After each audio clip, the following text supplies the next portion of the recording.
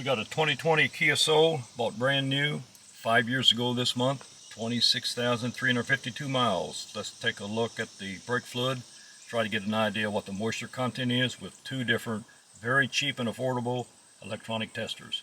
Here's the two electronic testers we're going to use. This one on the left, it will read in 1/10 of 1%.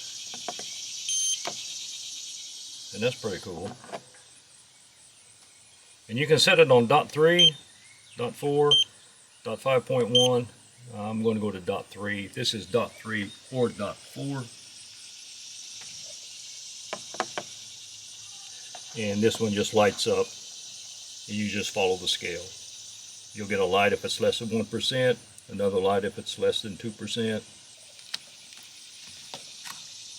Oh, those guys are always fun to get out. I must have modified that one. We use this style first. Just push the button to turn it on.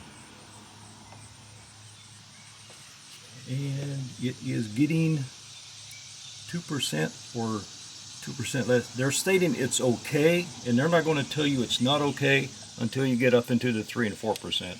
But to me, at 5 years old, it's going to get changed. Now let's see what the other one reads. This one will actually, it is not green now, but the LCD will turn green. I think this is going to be a pretty good one for the money. Let's check it out. I wish the LCD was higher up on it. Now it's actually beeping at 2.2. Let me get so you can see that.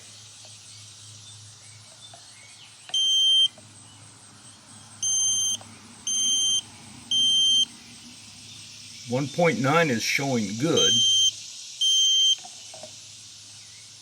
But we hit a 2.0 with an alarm. So like I say, it's 5 years old. It's definitely going to get changed. I just wanted to try out these new testers. But I'm really liking this one. I'll put a link in the description on both of them.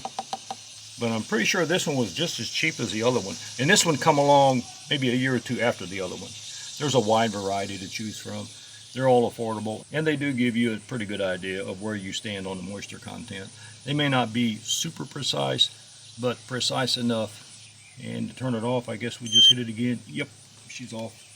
Hey, thanks for watching. If you have any questions, please don't hesitate to ask in the comment section. Work safe out there and have a good one.